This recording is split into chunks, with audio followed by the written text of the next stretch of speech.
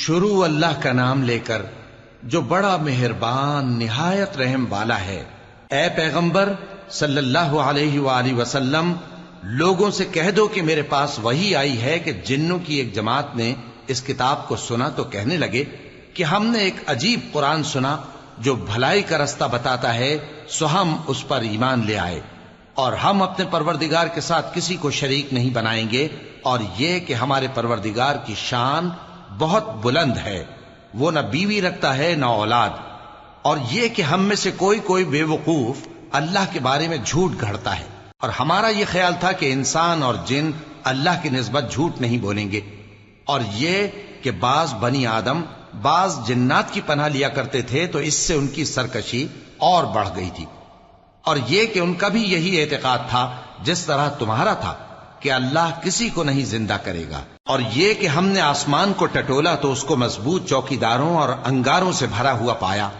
اور یہ کہ پہلے ہم وہاں بہت سے مقامات پر فرشتوں کی باتیں سننے کے لیے بیٹھا کرتے تھے، اب کوئی سننا چاہے تو اپنے لیے انگارہ تیار پاتا ہے، اور یہ کہ ہمیں معلوم نہیں کہ اس سے اہل زمین کے ساتھ برائی مقصود ہے یا ان کے پروردگار نے ان کی بھلائی کا ارادہ فرمایا ہے، اور یہ کہ ہم میں بعض نیک ہیں اور بعض دوسری طرح کے،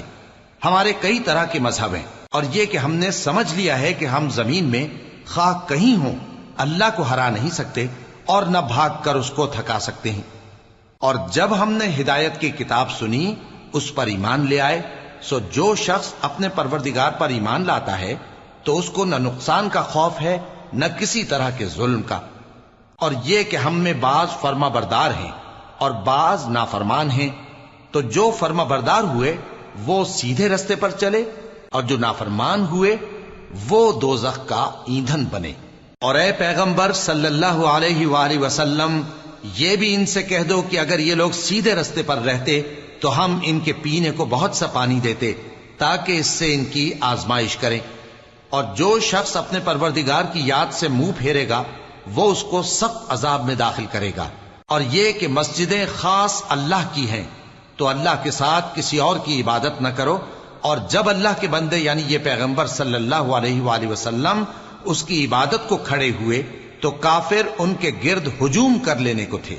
اے نبی صلی اللہ علیہ وآلہ وسلم، کہہ دو کہ میں تو اپنے پروردگار ہی کی عبادت کرتا ہوں اور کسی کو اس کا شریک نہیں بناتا، یہ بھی کہہ دو کہ میں تمہارے لیے نہ کسی نقصان کا اور نہ نفع کا کچھ اختیار رکھتا ہوں، یہ بھی کہہ دو کہ اللہ کے عذاب سے مجھے کوئی پناہ نہیں دے سکتا اور میں اس کے سوا کوئی جائے پناہ نہیں پاؤں گا، ہاں اللہ کی طرف سے احکام کا اور اس کے پیغاموں کا پہنچا دینا ہی میرے ذمہ ہے، اور جو شخص اللہ اور اس کے پیغمبر کی نافرمانی کرے گا تو ایسوں کے لیے جہنم کی آگ ہے،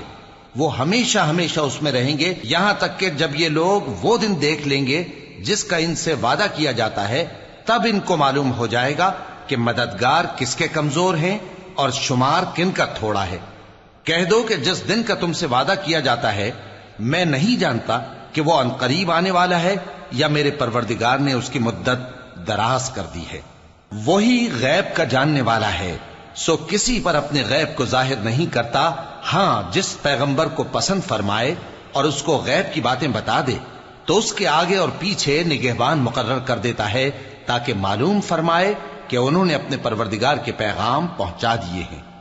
اور یوں تو اس نے ان کی سب چیزوں کا ہر طرف سے احاطہ کر رکھا ہے اور ایک ایک چیز گن رکھی ہے۔